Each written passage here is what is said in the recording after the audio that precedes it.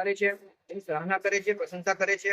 અને આવી જે અનિવાર્ય જે સંજોગો છે, મુદ્દા છે, એવા સમયે મુસ્લિમ સમાજ દરેક સમયે ઉભો રહે છે દેશ સાથે, દેશવાસીઓ સાથે। જેવી રીતે કોરોનાના સમયમાં કે બહારના સમયમાં મુસ્લિમ સમાજ આપદાના સમયમાં ઉભો રહ્યો છે, તન મન જાન અને બધું જ નિછાવર કર્યું છે। એવી રીતે આવી આપદાના સમયમાં બી મુસ્લિમ સમાજ આવી રીતે જ પોતાનો વર્તાવ કરશે અને તન મન ધન અને જાન નિછાવર કરશે। જેવી રીતે શહીદ અબ્દુલ હમીદે પોતાનું જીવ અર્પણ કરીને અને દુશ્મનોની ટેન્કોને તહેસ નહેસ કરી નાખ્યું હતું। અને જેવી રીતે નિઝામે ઘણું બધું ધન આપીને દેશ માટે દાન આપ્યું હતું, એવી રીતે અમે ફરીથી જાન માલ તન ધન મન બધું નિછાવર કરીને દેશની સેવા કરતા રહીશું।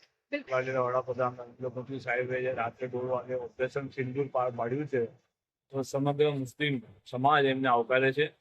આ પાકિસ્તાનના જે જવાબ છે, એની જવાબમાં જ એમને જે જવાબ આપ્યો છે અને 100 આતંકવાદીઓને માર્યા છે, એક ઠેકાણે 9 મોટા હુમલા કરીને એમને નષ્ટ કરી નાખ્યું છે। તો મુસ્લિમ સમાજ મોદી સાહેબને, આપણા ફૌજીઓને, લશ્કરોને સલામી આપે છે અને મુસ્લિમ સમાજને ગર્વ છે અને મુસ્લિમ સમાજ દેશ સાથે છે, દેશ સાથે રહેશે।